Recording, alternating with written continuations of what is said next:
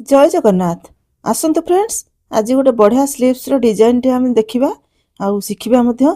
आउ आपण जदि स्टिचिंग रे आपण इंटरेस्टेड थांती तो एई आइडिया टी आपण को भी बहुत बढ़िया काम रे आसीबो।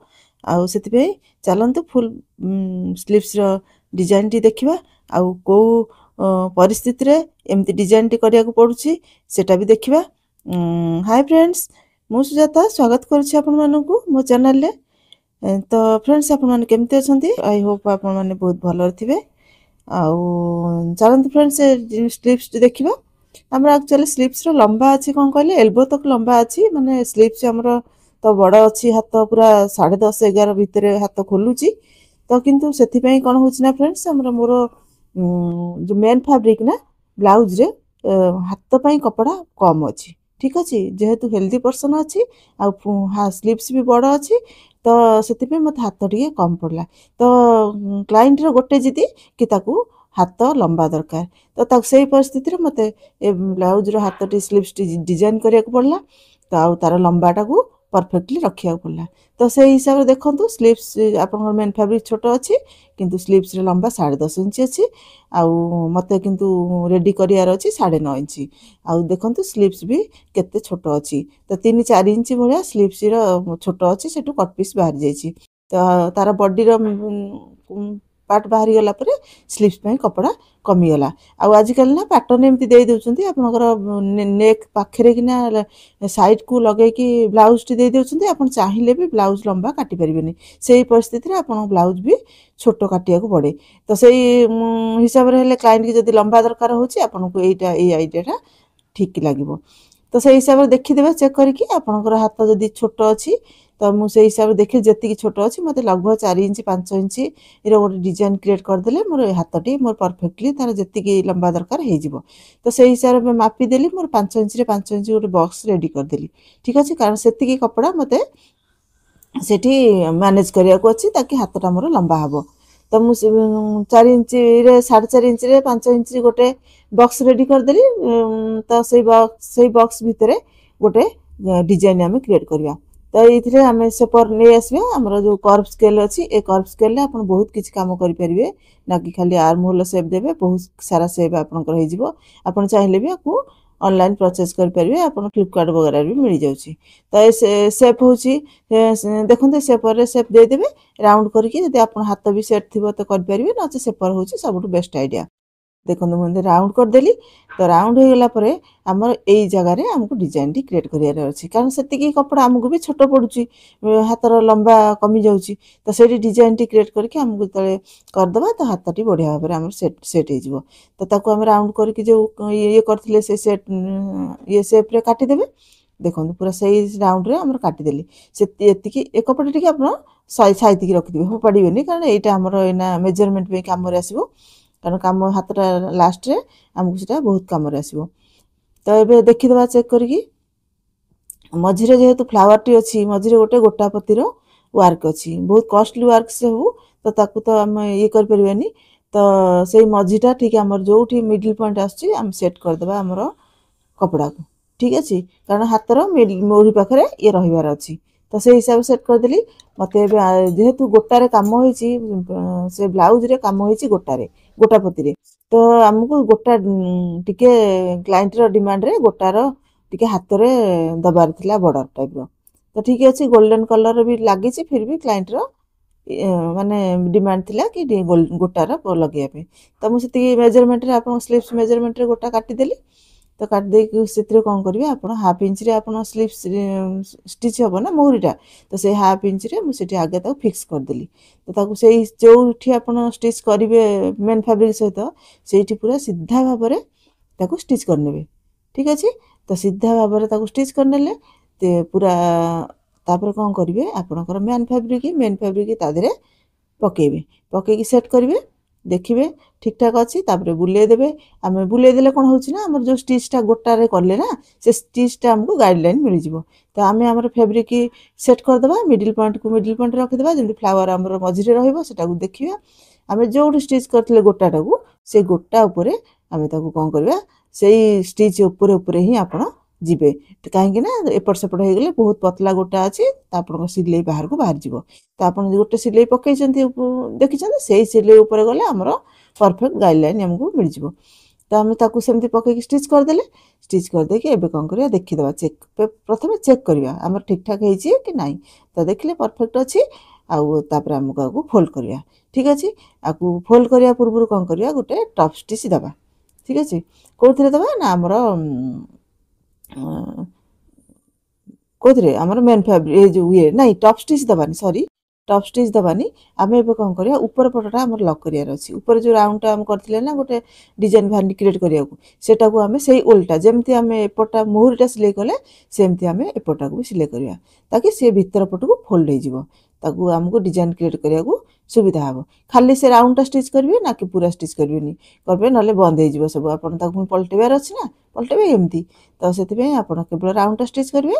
ତାକୁ ରାଉଣ୍ଡ ଅଛି ଯେହେତୁ ଟିକେ ସାଇଡ଼୍ରୁ କଟ୍ ଲଗାଇଦେବେ।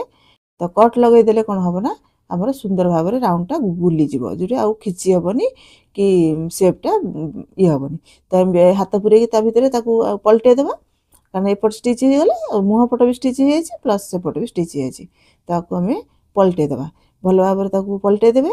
ପଲଟେଇ ଦେଇକି ଆଇରନ୍ କରିକି ବି ସେଟ୍ କରିପାରିବେ। ଯେହେତୁ କଟନ୍ ଫ୍ୟାବ୍ରିକ୍ ଅଛି ମୁଁ ତାକୁ ହାତରେ ବି ଟିକେ ନଖ ମାରିଦେଲେ ସେ ସେଟ୍ ହେଇଯାଉଛି। ଫିର୍ ବି ଆପଣ ଆଇରନ୍ କରିକି ନେଇଯିବେ ଯଦି ବେଟର୍ ହେବ, ଆପଣଙ୍କୁ ଗାଇଡ଼ଲାଇନ୍ ଟିକେ ଭଲରେ ମିଳିଯିବ। ତ ତାକୁ ସେଠୁ କ'ଣ କରିବା ଉପରେ ଗୋଟେ ଟପ୍ ଷ୍ଟିଚ୍ ଦେଇଦେବା। ଆଉ ଟପ୍ ଷ୍ଟିଚ୍ ଦେଲେ ଆଇରନ୍ କରିବାକୁ କିଛି ଆବଶ୍ୟକ ନାହିଁ, କାରଣ ସେ ଅଲରେଡ଼ି ମାନେ କ'ଣ କଲେ ଚାପି ହେଇକି ଷ୍ଟିଚ୍ ହେଇଯିବ। ତ ମୁଁ ଆଗେ ତାକୁ ଟପ୍ ଷ୍ଟିଚ୍ ଦେଲି, ତା ଗାଇଡ଼ଲାଇନ୍ କି ମୋତେ ଡିଜାଇନ୍ କ୍ରିଏଟ୍ କରିବାର ଅଛି।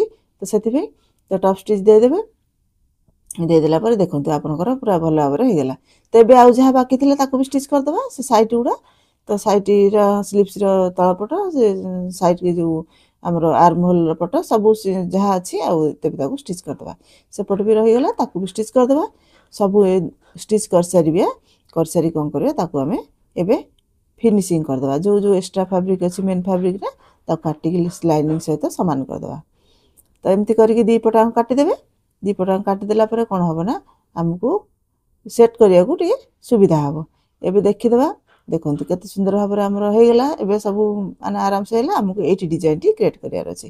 ତ ଆମକୁ ତ ଆଉ କପଡ଼ା ନାହିଁ ବଡ଼, ତ ଆମକୁ ସବୁ କଟ୍ ପିସ୍ କପଡ଼ା ଅଛି। ମୁଁ ଟିକେ ଡିଜାଇନ୍ ଯେଉଁ ଆମର କଟ୍ ପିସ୍ଟା ରଖିଥିଲି ତାକୁ ଟିକେ ଦେଖିଦେବା। ସେଟ୍ କରିକି ଦେଖନ୍ତୁ ଆମର ହାଫ୍ ଇଞ୍ଚ କମିଗଲା, କାରଣ ସେ ହାଫ୍ ଇଞ୍ଚଟା ଆମେ କ'ଣ କଲେ ସିଲେଇ କରିଦେଲେ ନା, ତା ଭିତର ପଟକୁ ଫୋଲ୍ଡ କରିଦେଲେ ମ୍ୟାନ୍ ଫ୍ୟାବ୍ରିକ୍ ଆଉ ଅସ୍ତ୍ର ଫ୍ୟାବ୍ରିକ୍। ତ ସେଥିପାଇଁ ସେତିକି କମିଗଲା, ସେଟାକୁ ଧ୍ୟାନ ରଖିବେ। ଆଉ ଗୋଟେ କଟ୍ ପିସ୍ କପଡ଼ା ନେବେ, ଆମର ଲାଇନିଂ ପିସ୍ ନେବେ। ଲାଇନିଂ ପିସ୍ ତାକୁ ଭଲ ଭାବରେ ସେଟ୍ କରିଦେବେ। ଆମର ଯେଉଁ କପଡ଼ାଟା ଉପର ପଟୁ ବାହାରିଥିଲା ରାଉଣ୍ଡ ହେଇକିନା ସେ କପଡ଼ାକୁ ବିଛେଇବେ। ଠିକ୍ ଅଛି, ତାକୁ ବାଗରେ ସାଇଜ୍ କରିକି ଗୋଟେ ଯେଉଁ ପଟକୁ ଫୋଲ୍ଡ ହେଇଛି ସେ ଫୋଲ୍ଡ ପଟକୁ ଫୋଲ୍ଡ ରଖିବେ, ବିଛେଇବେ। ତ ଆମକୁ କ'ଣ କରିବା ନା ଆମର ଯେହେତୁ ଏଠି ହାଫ୍ ଇଞ୍ଚ ଷ୍ଟିଚ୍ ଯାଇଛି ପ୍ଲସ୍ ଆମର ହାଫ୍ ଇଞ୍ଚ ଦରକାର ଭିତରକୁ ଷ୍ଟିଚ୍ ହେବା ପାଇଁ, ତ ଆମକୁ ଏମିତି ନିହାତି 1 ଇଞ୍ଚ ଦରକାର। କିନ୍ତୁ ମୁଁ କ'ଣ କରିଛି 1.5 ଇଞ୍ଚ ନେଇଛି। ଠିକ୍ ଅଛି, ଆପଣ 1 ଇଞ୍ଚ ନେଲେ ହେବ, କିନ୍ତୁ କ'ଣ କଲେ ଅତି ମାନେ କଣ୍ଟାକଣ୍ଟି ମାର୍ଜିନ୍ଟା ନା ସବୁବେଳେ ଠିକ୍ ନୁହଁ।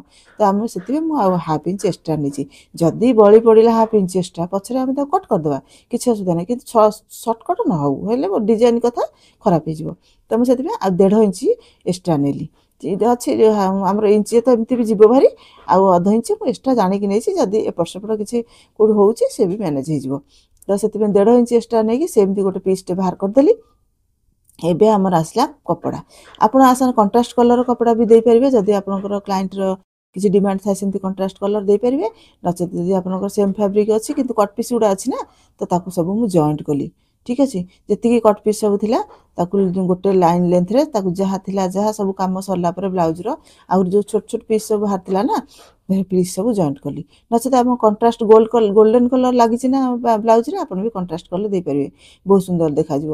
କିନ୍ତୁ କ୍ଲାଏଣ୍ଟର ଡିମାଣ୍ଡ ନଥିଲା, ତ କ୍ଲାଏଣ୍ଟ କହିଲା ମୋର ସେଇ କପଡ଼ାକୁ ଜଏଣ୍ଟ ଜୁଣ୍ଟା କରିକି ଡିଜାଇନ୍ କ୍ରିଏଟ୍ କର। ତ ସେଥିପାଇଁ ସେତିକି ସେଇଆ କରିବାକୁ ପଡ଼ିଲା। ତ ତାକୁ ସବୁ ଯେତେ କଟ୍ ପିସ୍ ଯାହା ବଞ୍ଚା କୁଚା ବସିଥିଲା ବଳିଥିଲା ତାକୁ ସବୁ ଜଏଣ୍ଟ କରିକି ଗୋଟେ ଲମ୍ବାଟେ ବାହାର କରିଦେଲି। ତ ସେଠି ଲମ୍ବା ଇଏଟେ ବାହାର କରିକି ତାକୁ କ'ଣ କରିବା, ଏଇଠି ଏଇ ଦିଏ ତାକୁ ଡିଜାଇନ୍ କ୍ରିଏଟ୍ କରିବା। ତ ତାକୁ ସେଟ୍ କରି ପକାଇଦେବା। ଦେଖନ୍ତୁ ଗୋଟେ ସାଇଡ଼୍ରେ ମୁଁ ସେଟ୍ କରିକି ପକାଇଲି, ଗୋଟେ ସାଇଡ଼୍ରୁ ଆମେ ଡିଜାଇନ୍ ଆରମ୍ଭ କରିବା। ତାକୁ ଛୋଟିଆ ଛୋଟିଆ ଚୂନର ଦେବେ। ହାଫ୍ ଇଞ୍ଚର ଚୂନର ଦେଇପାରିବେ, 1 ଇଞ୍ଚର ଚୂନର ଦେଇପାରିବେ। ଆପଣଙ୍କର କପଡ଼ାକୁ ଦେଖିକି। ଯଦି ଆପଣଙ୍କ କପଡ଼ା ଟିକେ ଅଧିକ ହେଉଛି ତ ଆପଣ ହାଫ୍ ଇଞ୍ଚରେ ଦିଅନ୍ତୁ, ତା ଲୁକ୍ ବି ବଢ଼ିଆ ଆସିବ। ତ ମୋର କପଡ଼ା ମୋ ପାଖରେ କପଡ଼ା କମ୍ ଥିଲା ତ ମୁଁ 1 ଇଞ୍ଚର ଚୁନଟ୍ ଦେଲି, କାରଣ ଗୋଟେ ଇଞ୍ଚର ଚୁନଟ୍ ଦେଲେ ସେ ମାନେ ଅଳ୍ପ କପଡ଼ାରେ ଟିକେ ଅଧିକ କଭର୍ ହେଇଯିବ ଇଏଟା ବାଟର। ତାମାନେ ଆମର ସେ ଡିଜାଇନଟା ଯେମିତି ମୋତେ ପୁରା ସେତିକି କପଡ଼ା ଭିତରେ କରିବାର ଅଛି। ତ ମୁଁ ଦେଖିଲି 1 ଇଞ୍ଚରେ ହିଁ ପରଫେକ୍ଟ ହେଉଛି, କାରଣ ହାଫ୍ ଇଞ୍ଚ ଦେଲେ କପଡ଼ା ଆଉ ଟିକେ ଅଧିକ ଦରକାର ପଡ଼ୁଛି। ତ ସେଥିପାଇଁ ମୁଁ 1 ଇଞ୍ଚରେ ଦେଲି। ଆପଣଙ୍କ ଇଚ୍ଛା, ଆପଣ ଯଦି ହାଫ୍ ଇଞ୍ଚରେ ଦେବେ ବି ଭଲ ଲାଗିବ, 1 ଇଞ୍ଚରେ ବି ବଢ଼ିଆ ଲାଗିବ। ଆପଣ ଦେଖନ୍ତୁ ମୁଁ କରୁଛି 1 ଇଞ୍ଚରେ ବି ଭଲ ଲାଗିବ।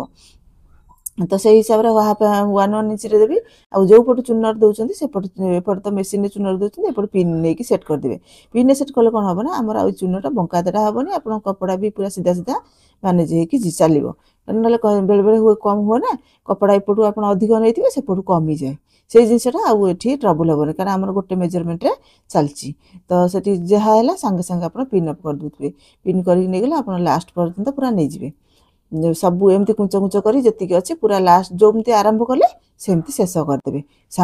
ଶେଷ କରିକି ତାକୁ ପୁରା ପୁରା ଶେଷ କରିଦେବେ। ସବୁ ଚୁନଟ ତକ ଗୋଟେ ଲାଇନ୍ ଲେନ୍ଥରେ ଦେବେ, ସେଇ ହାଫ୍ ଇଞ୍ଚ କି 1 ଇଞ୍ଚରେ ଗୋଟିଏ ମେଜରମେଣ୍ଟ ହିସାବରେ ଦେବେ। ତ ଶେଷ କରିଦେଇକି ଚାରିପଟୁ ଯେତିକି ଆପଣଙ୍କର ମେନ୍ ଫ୍ୟାବ୍ରିକ୍ ଅଛି ତାକୁ କାଟିଦେବେ।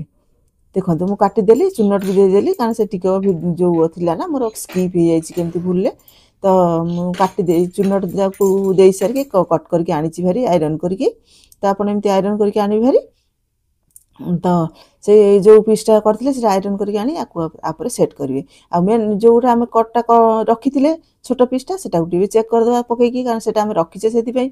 ତ ତାକୁ ଦେଖିଦେବା ଚେକ୍ କରିକି ଆମର କେଉଁଠି ପରଫେକ୍ଟଲି ହେଲେ ଆମର ଯାହା ଥିଲା ମେଜରମେଣ୍ଟ ଆମର ସେଇ ମେଜରମେଣ୍ଟ ଆକର୍ଡିଂ ହେଇଯିବ।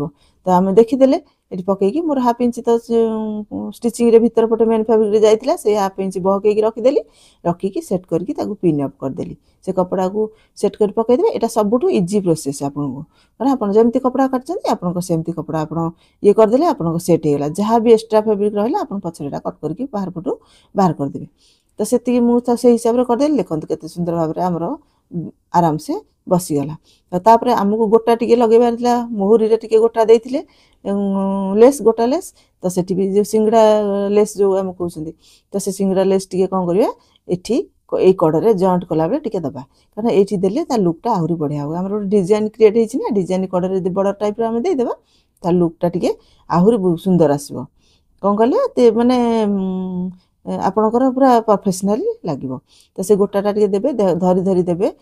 କିଛି ଗୋଟେ ରଖିଥିବେ ସ୍କ୍ରୁ ଡ୍ରାଇଭର ହେଉ, ନହେଲେ ଆପଣଙ୍କର ଯଦି ଯେଉଁ କଟର ବ୍ୟବହାର କରୁଛନ୍ତି ଯେଉଁ ଥ୍ରେଡ୍ କଟର, ସିଏ ସାହାଯ୍ୟରେ କିନା ଟିକେ ଟିକେ ଧରି ଧରି ଧରି ଧରି ତାକୁ ତା ଭିତରକୁ ପୁସ୍ କରିକି, କାରଣ ବହୁତ ପତଳା ବର୍ଡ଼ର ଅଛି, ଦେଖି ଦେଖି ତା ରାଉଣ୍ଡରେ ଯେମିତି ପାଇପିଂ ବର୍ଡ଼ର ଲାଗେ ନା, ତ ସେମିତି ଧୀରେ ଧୀରେ ତା ଭିତରକୁ ଦେଇକି ଆକୁ ଦୁଇଟାଙ୍କ କପଡ଼ା ମିଶାଇକି ଷ୍ଟିଚ୍ କରିବେ। ଆମର ତ ସାଇଡ଼୍ରେ ପିନ୍ ମରା ହେଇଛି, କିଛି ପ୍ରୋବ୍ଲେମ୍ ନାହିଁ। ଧୀରେ ଧୀରେ ଆପଣ କରିପାରିବେ ଆରାମସେ, କିଛି କପଡ଼ା ଆଉ ହଲିବାର ନାହିଁ।